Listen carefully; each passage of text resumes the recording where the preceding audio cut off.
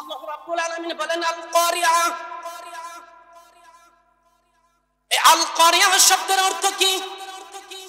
আল কারিয়া শব্দের অর্থ হলো প্রচন্ড ভয়ঙ্কর একটি শব্দ,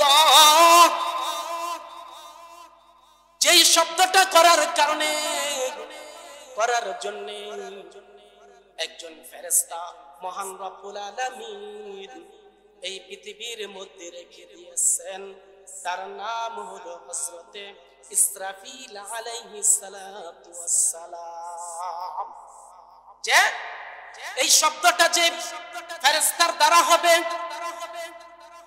যেই ফেরেশতার দ্বারা এই শব্দটা হবে, সেই ফেরেশতার নাম হলো হযরত ইসরাফিল আলাইহিস সালাতু ওয়াস সালাম।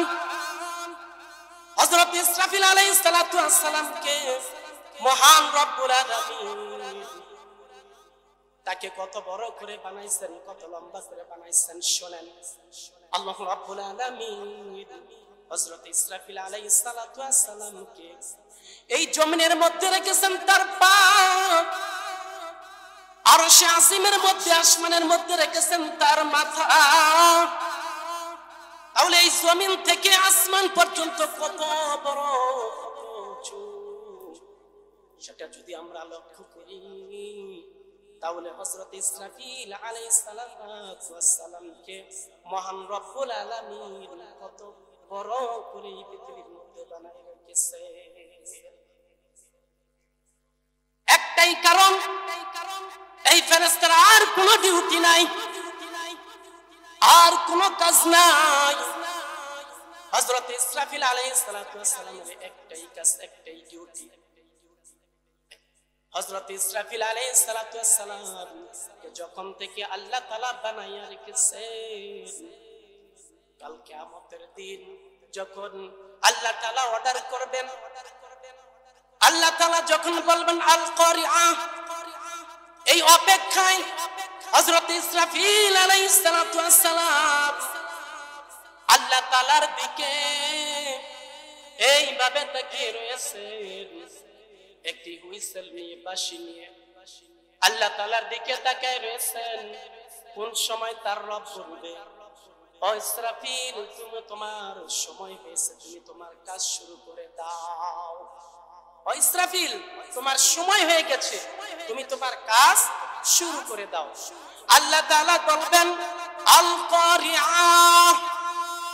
আল কারিয়া বলার সাথে সাথে হযরত ইসরাফিল আলাইহিস সালাতু ওয়াস সালাম তার প্রথম ফুৎকারটা দিয়ে দিবেন। প্রথম ফুৎকার দেওয়ার সাথে সাথে পৃথিবীর মধ্যে মানুষগুলা থাকবে, কেউ থাকবে হাটে, কেউ থাকবে রাস্তাঘাটে, কেউ থাকবে অফিস আদালতে, এরকম ভাবে মানুষগুলা থাকবে। যখন ইসরাফিল আলাইহিস সালাম তার ফুৎকারটা দিবে, দেওয়ার সাথে সাথে মানুষগুলা পাগলের মতো দৌড়াদৌড়ি করতে থাকবে, ছুটাছুটি করতে থাকবে, পাগল হয়ে যাবে মানুষ। কিসের শব্দ এটা, কোথা থেকে এলো শব্দ? এই শব্দে আতঙ্ক হয়ে থাকবে মানুষ, তো আতঙ্কের মধ্যেই থাকবে, দৌড়াদৌড়ি করবে, পাগলের মতো করবে, কে কোথায় যাবে কোনো ঠিক ঠিকানা থাকবে না। তাহলে কিরকম একটা ভয়ে তাদের মধ্যে ভয় ভীতি কাজ করবে। এই পৃথিবীর মধ্যে আমরা জানি, যখন আকাশের মধ্যে মেঘেরা দৌড়াদৌড়ি করে, ছুটাছুটি করে, বৃষ্টির সময় যখন হয়, বৃষ্টি আসবে আমরা দেখতে পাই, তখন দেখা যায় একটা বজ্রপাত আসে। কোন সময় বজ্রপাত হয়, বজ্রপাত হইলে এরকম বিকট আকারে বজ্রপাত হয়, মানুষগুলা ডরে ভয় আতঙ্কের মধ্যে থাকে। যদি আল্লাহ তাআলা এই পৃথিবীর মধ্যে এই বৃষ্টির হওয়ার কারণে, যদি এই বৃষ্টি হওয়ার সাথে সাথে যদি আল্লাহ তাআলা বজ্রপাত নিক্ষেপ করে শয়তানদেরকে, তাহলে এই বজ্রপাতের ডরে যদি মানুষ আতঙ্কের মধ্যে থাকে, আর যেই ফেরেশতাকে আল্লাহ তাআলা এই ফুৎকারটা দেওয়ার জন্য আসমান থেকে, জমিন থেকে আসমান পর্যন্ত এত বড় করে বানাইলেন, উঁচু করে বানাইলেন, সেই ফেরেশতাকে আল্লাহ তাআলা কত শক্তিশালী করে বানাইছেন। সেই ফেরেশতা যদি ফুৎকার দেয়, ওই ফুৎকারের কারণে মানুষগুলা আতঙ্কের মধ্যে থাকবে, আতঙ্কের মধ্যে থাকবে, আতঙ্ক বিরাজ করবে। মানুষ কোথায় যাবে কেউ বলতে পারে না, পাগল হয়ে যাবে মানুষ, আতঙ্ক হয়ে যাবে মানুষ, ছুটাছুটি করবে, দৌড়াদৌড়ি করবে, কোথায় যে যাবে কেউ বলতে।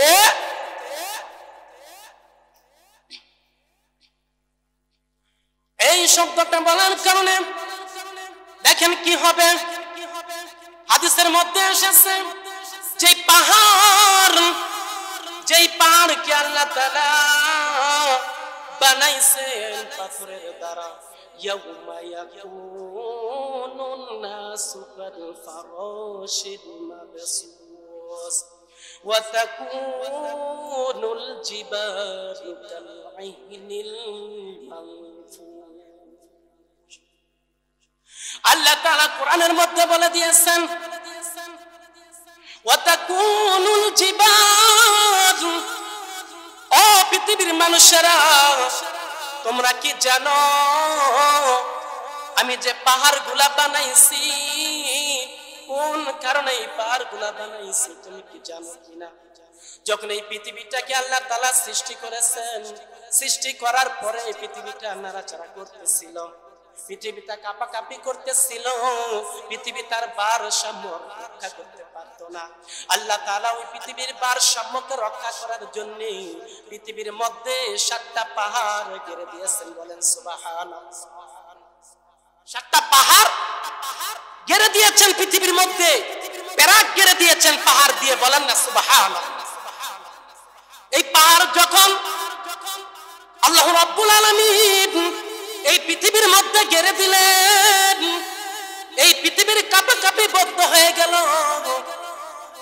এই পাহাড়কে যখন আল্লাহ তাআলা পৃথিবীর মধ্যে গেড়ে দিলেন, পৃথিবীর কাঁপাকাঁপি বন্ধ হয়ে গেল। কিন্তু কত বড় করে এই পৃথিবীর পাহাড়গুলা গেড়ে দিয়েছেন কেউ সঠিকভাবে বলতে পারে না। যে কতটুক গভীরতা রয়েছে পাহাড়ের এটা কেউ বলতে পারে না। আমরা জানি যে নেপালে যেই পাহাড়টা রয়েছে 29,035 ফিট উঁচু এই পাহাড়টা, কিন্তু এটা নিচে যে কত গভীরতা রয়েছে কেউ সঠিক বলতে পারে। সেই পাহাড়কে পাথরের দ্বারা আল্লাহ তাআলা ওই পাহাড়কে বানাইয়া এই পৃথিবীর মধ্যে গেড়ে দিয়েছেন। ওই পাহাড়কে আল্লাহ তাআলা বলতেছেন ওয়া তাকুনুল জিবালু কাল ইহনিল মানফুস।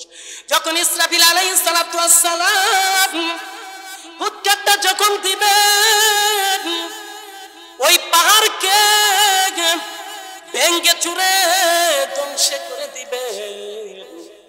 শীতকালে যখন দেখি তুলাগুলো, আমরা তুলার মধ্যে যেরকম বাড়ি দিলে ওই তুলাগুলো বাতাসের সাথে উড়ে যায়।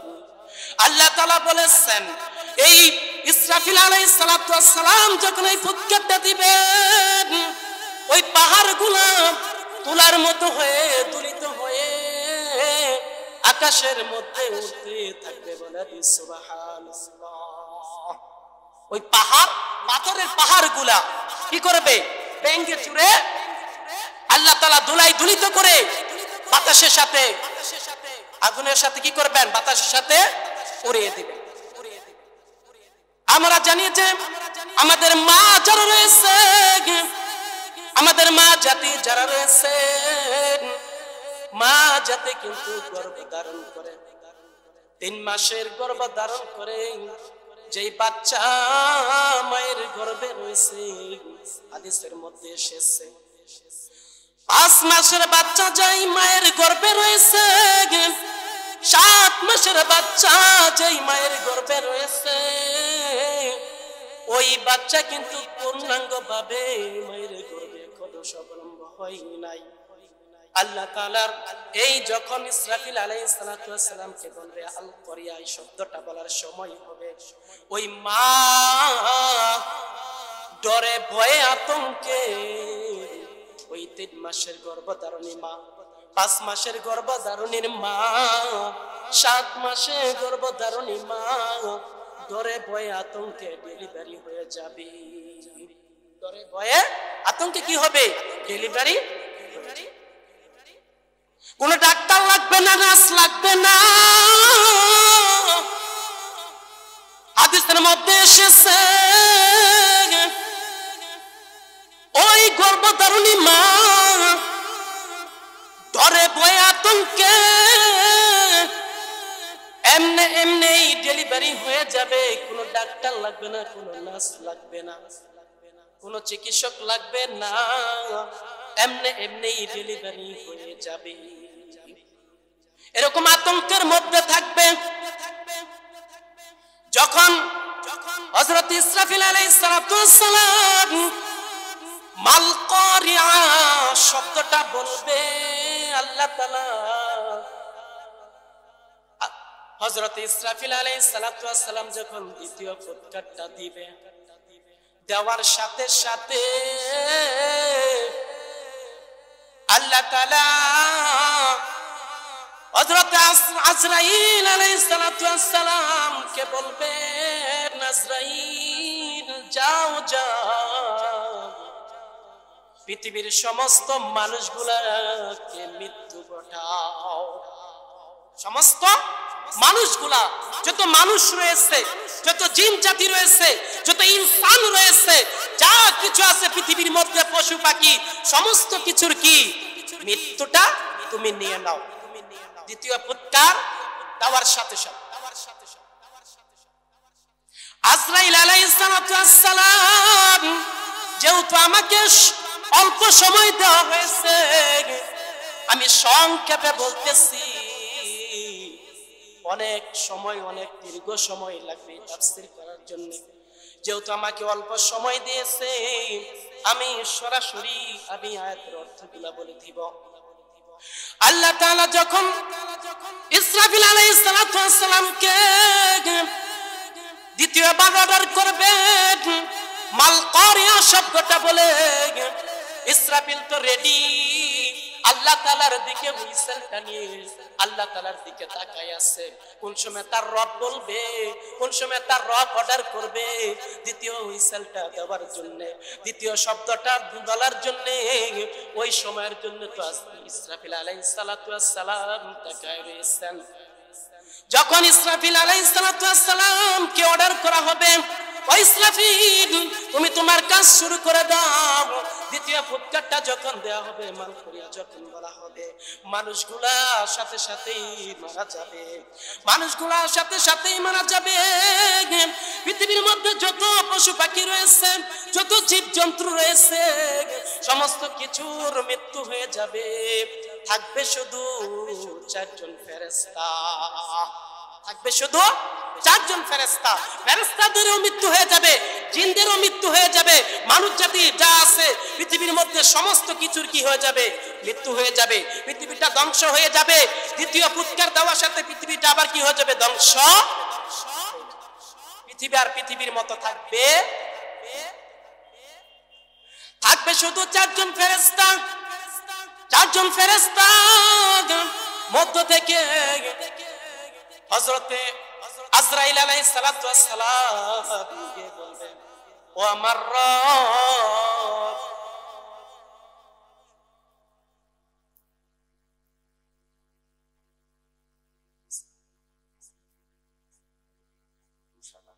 আলহামদুলিল্লাহ, আমার মনটা অত্যন্ত খুশিতে ভরে গেছে যে আমাকে আরো অনেক সময় দেওয়া হয়েছে। আলহামদুলিল্লাহ, আমরা সবাই বলি আলহামদুলিল্লাহ।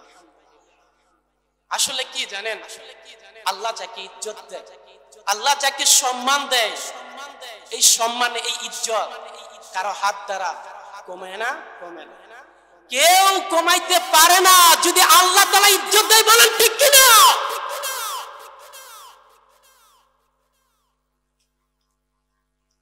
আল্লাহু আকবার,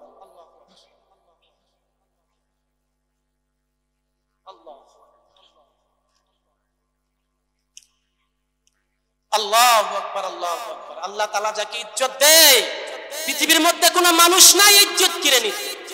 আল্লাহ তাআলা যাকে সম্মান দেয়, পৃথিবীর মধ্যে কোনো মানুষ নাই ওই সম্মানকে খাটো করতে। হযরত ইসরাফিল আলাইহিস সালাম যখন দ্বিতীয় ফুৎকারটা দিবে, দ্বিতীয় ফুৎকার দেওয়ার সাথে সাথে মানুষগুলা মরে যাবে, জিন জাতি, ইনসান জাতি, ফেরেশতা কুল সব মরে যাবে, চারজন ফেরেশতা ছাড়া। আমার সাথে বলেন, পৃথিবীর মধ্যে যখন দ্বিতীয় ফুৎকারটা দেওয়া হবে, মাল করিয়া শব্দটা বলা হবে, মানুষ জাতিকে আল্লাহ তাআলা আজরাইল আলাইহিস সালাতু ওয়াস সালামের মাধ্যমে সমস্ত মানুষের মৃত্যু ঘটাবে। আজরাইল আলাইহিস সালাতু ওয়াস সালামের মাধ্যমে সমস্ত ফেরেশতা কুলের মৃত্যু ঘটাবে, চারজন ফেরেশতা ছাড়া সমস্ত জিন জাতির মৃত্যু ঘটাবে, এবং সমস্ত পশু পাখি রয়েছে সমস্ত কিছুর মৃত্যু হয়ে যাবে চারজন ফেরেশতা ছাড়া। এই চারজন ফেরেশতা যে থাকবে তারা কারা আমরা সকলেই জানি। আমার সাথে সাথে বলেন, এক নাম্বার ফেরেশতা হলো হযরতে আজরাইল আলাইহিস সালাতু ওয়াস সালাম। দুই নাম্বার ফেরেশতার নাম হলো হযরতে ইসরাফিল আলাইহিস সালাতু ওয়াস সালাম। তিন নাম্বার ফেরেশতার নাম হলো হযরতে মিকাইল আলাইহিস সালাতু ওয়াস সালাম। চার নাম্বার ফেরেশতা হলো হযরতে জিবরাইল আলাইহিস সালাতু ওয়াস সালাম। তারা চার বন্ধু, বলেন না সুবহানাল্লাহ। একজনের চাইতে একজন কম নয়, আত্মার বন্ধু ছিলেন তারা চারজন, বলেন সুবহানাল্লাহ। এই চারজন বন্ধু এই পৃথিবীর মধ্যে বেঁচে থাকবে, আর সমস্ত কিছুকে আল্লাহ তাআলা ধ্বংস করে দিবেন। মানুষ জাতিকে ধ্বংস করিবেন, জিন জাতিকে ধ্বংস করে দিবেন, পশু পাখি যা দেখতেছি সবকিছুকে ধ্বংস করে দিবেন, আসমানটা ধ্বংস করে দিবেন, জমিনটাকেও ধ্বংস করে দিবেন। এই পৃথিবীর মধ্যে যা রয়েছে সবকিছুকে আল্লাহ তাআলা ধ্বংস করে দিবেন। যখন এই চারজন ফেরেশতা থাকবে, হযরত আজরাইল আলাইহিস সালাতু ওয়াস সালাম আল্লাহ তাআলার কাছে গিয়ে বলবেন, ও আমার রব, আমরা চারজন বন্ধু ছাড়া এই পৃথিবীর মধ্যে আর কোনোই কিছু নাই গো আল্লাহ, আর কোনোই কিছু নাই। মানব জাতি নাই, জিন জাতি নাই, পশু পাখি নাই, কিছুই নাই, একমাত্র আমরা চারজন আছি, আর কেউই বেঁচে নাই। আল্লাহ তাআলা অর্ডার দিবেন, ও আজরাইল, যাও তোমার দোস্ত হযরতে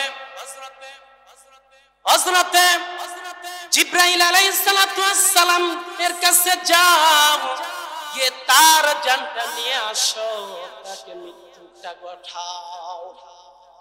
হযরতে আজরাইল আলাইহিস সালাতু ওয়াস সালাম হযরতে জিবরাইল আলাইহিস সালাতু ওয়াস সালামের কাছে এসে বললেন, ও আমার দোস্ত,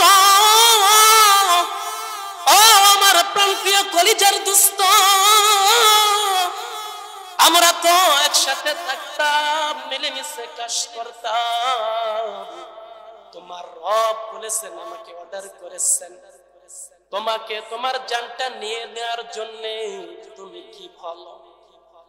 জিবরাইল আলাইহিস সালাতু ওয়াস সালাম বলতেছেন, ও আজরাইল, তোমার রব যিনি, আমার রব তো তিনি।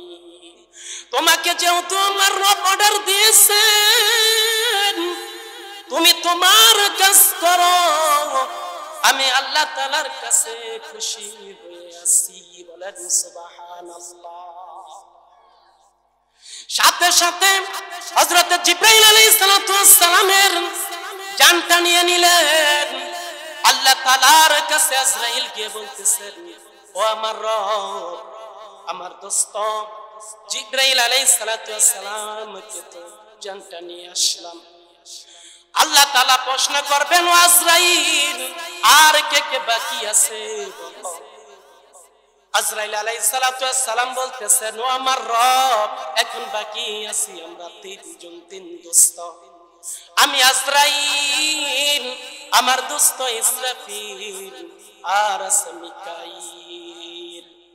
আল্লাহ তাআলা অর্ডার করবেন, ও আজরাইল যাও যাও মিকাইলের জানটা নিয়ে আসো। আল্লাহ তাআলার অর্ডারে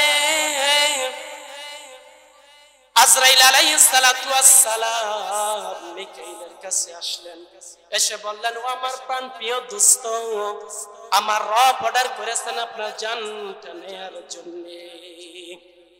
হযরত মিকাইল আলাইহিস সালাতু ওয়াস সালাম এই কথাই বললেন, ও আজরাইল, ও আমার দোস্ত, ও আমার প্রাণ প্রিয় দোস্ত, তোমার রব যিনি আমার রব তো তিনি। তোমার রব যেহেতু তোমাকে অর্ডার করেছেন, আমি আর এক মুহূর্তে পৃথিবীর মধ্যে বেঁচে থাকতে চাই না, তুমি তোমার কাজ শুরু করো, আমি আল্লাহ তাআলার কাছে খুশি আছি। বলেন সুবহানাল্লাহ। সাথে সাথে মিকাইলের জানটা নিয়ে নিলেন, আল্লাহ তাআলার দরবারে চলে গেলেন। আজরাইল আলাইহিস সালাতু ওয়াস সালাম বললেন, ও রব, ও আমার রব, আপনার অর্ডারে মিকাইলের জানটাও নিয়ে আসলাম। আল্লাহ তাআলা বলতেছেন, ও আজরাইল, এখন কে কে আছে বলো। আজরাইল আলাইহিস সালাতু ওয়াস সালাম বললেন, ও আমার রব, আমি আছি আর আমার প্রাণ প্রিয় আত্মার দোস্ত ইসরাফিল আলাইহিস সালাতু সালাম আছেন। যেহেতু পৃথিবীর মধ্যে আর কিছুই নাই, পৃথিবীর মানুষগুলা নাই, জিন জাতি নাই, ইনসান নাই, পশু পাখি নাই, তারকা নাই, সূর্য নাই, পৃথিবীও নাই, যেহেতু কেউ নাই, কিছুই নাই, তখন আর এই ফেরেশতার আর কোনো দরকার। যাও যাও যাও যাও হযরত ইসরাফিল আলাইহিস সালাতু ওয়াস সালামের জানটাও নিয়ে আসো। আল্লাহ তাআলার অর্ডারে হযরত আজরাইল আলাইহিস সালাতু ওয়াস সালাম হযরত ইসরাফিল আলাইহিস সালাতু ওয়াস সালামের কাছে এসে বললেন, ও আমার প্রাণপ্রিয় দোস্ত, আমার রব আপনাকে অর্ডার করেছেন আপনার জানটা যেন নেই। হযরত ইসরাফিল আলাইহিস সালাতু ওয়াস সালাম বললেন, ও আজরাইল, ও আমার প্রাণপ্রিয় দোস্ত, আমার রব যিনি আপনার রব তো তিনি, আপনাকে যেহেতু অর্ডার করেছেন, আমি আর এক মুহূর্তে পৃথিবীর মধ্যে থাকতে চাই না, এই দুনিয়াতে থাকতে চাই না, এক্ষুনি আপনার কাজ আপনি শুরু করে দিন। সাথে সাথে হযরতে ইসরাফিল আলাইহিস সালাতু ওয়াস সালামের জানটাকে নিয়ে আল্লাহর দরবারে হাজির হয়ে গেলেন। হাজির হয়ে বলতেছেন, আমার রব, এখন তো আমি সারা আর কেউ বেঁচে নাই।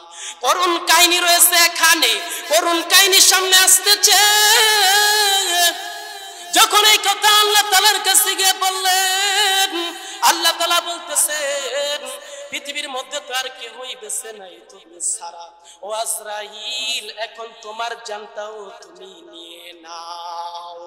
যখন বলা হবে, ও আজরাইল, তোমার জানটাও তুমি নিয়ে নাও, এই কথা শুনে আজরাইল আলাইহিস সালাতু ওয়াস সালাম হাদিসের মধ্যে এসেছে, এরকম একটা চিৎকার দিলেন, এরকম একটা চিৎকার দিলেন, যেই চিৎকার এত এত কম ভয়ঙ্কর শব্দ হয়েছিল। দ্বিতীয়বার ইসরাফিল আলাইহিস সালাতু ওয়াস সালামকে যে সৃষ্টি করেছেন ফুৎকার দেওয়ার জন্য, যদি এই শব্দটা আগে হতো, তাহলে আল্লাহ তাআলার ইসরাফিল আলাইহিস সালাতু ওয়াস সালামকে সৃষ্টি করার লাগতো কেন? আজরাইল আলাইহিস সালাতু ওয়াস সালামকে মৃত্যু হবে আল্লাহ তাআলা যখন অর্ডার করেছেন, তখন এই কথাটা শুনে আজরাইল আলাইহিস সালাতু ওয়াস সালাম যে একটা চিৎকার দিয়েছিল, পৃথিবীর মধ্যে সমস্ত কিছুর জান নিয়েছেন যেই ফেরেশতা, সেই ফেরেশতার জানটা সে নিজেই নিয়ে নিলেন। আল্লাহ তাআলা অর্ডার করলেন, যাও যাও, ওই যে জান্নাত এবং জাহান্নামের মাঝখানে মধ্যস্থলে একটা জায়গা রয়েছে, আল আরফ নামক জায়গা, ওই জায়গার মধ্যস্থলে গিয়ে খাড়ো, ওই জায়গাতে গিয়ে দাঁড়াও। আল আরফ নামে একটা সূরাও কোরআনের মধ্যে রয়েছে, ওই জায়গায় গিয়ে দাঁড়াও। ওই জায়গায় গেলে তারা যখন দাঁড়াইবে, আল্লাহ তাআলা বলবেন, মুত আল মাউত, ও মৃত্যুর ফেরেশতা, তুমি তোমার নিজের মৃত্যুটা ঘটাও। আল্লাহ তাআলার আদেশ ক্রমে, আল্লাহ তাআলা আদেশ করার সাথে সাথে মৃত্যুর ফেরেশতা আজরাইল আলাইহিস সালাতু ওয়াস সালাম জান্নাত এবং জাহান্নামের মধ্যস্থলে যে আল আরফ নামক জায়গাটা রয়েছে, ওই জায়গার মধ্যে দাঁড়িয়ে তার মৃত্যুটা হয়ে যাবে। ওইখানেই আল্লাহ তাআলা তার মৃত্যুটা ঘটাইবে। এখানে বলা হয়েছে যে ওয়ামা আদর কামাল করিয়া, এই শব্দটা আবার বলা হবে। কোন সময় রিপিট আবার পুনরায় হযরতে ইসরাফিল আলাইহিস সালাতু ওয়াস সালামকে দ্বিতীয়বারের মতো এই পৃথিবীর মধ্যে যখন পাঠাইবে, তারপরে ওয়ামা আদর কামাল করিয়া শব্দটা বলবেন। আল্লাহ রাব্বুল আলামিন আমাদের সকলকেই যতটুকু আমি কথাগুলো বললাম কোরআন থেকে এবং হাদিস থেকে, যদি কোনো ভুল ভ্রান্তি আমার জানা মতো হয়ে থাকে, তাহলে রব্বুল আলামিন যেন প্রথমে আপনাকে আমাকে যেন ক্ষমা করেন, এবং যতটুকু কথা বললাম ওই কথাগুলা যদি কোরআন হাদিস অনুযায়ী বলেছি, এই কথা বলার মধ্য দিয়ে যদি কোনো আমল করার মতো কোনো কথা বলে থাকি, তাহলে আমাদের সকলকেই যেন ওই কথাগুলো আল্লাহ তাআলার দরবারে কবুল হয়। আমরা সকলেই বলি আমিন। সুবহানাকা ওয়া বিহামদিকা আস্তাগফিরুকা ওয়া আতুবু ইলাইক। মাশাআল্লাহ, চমৎকার।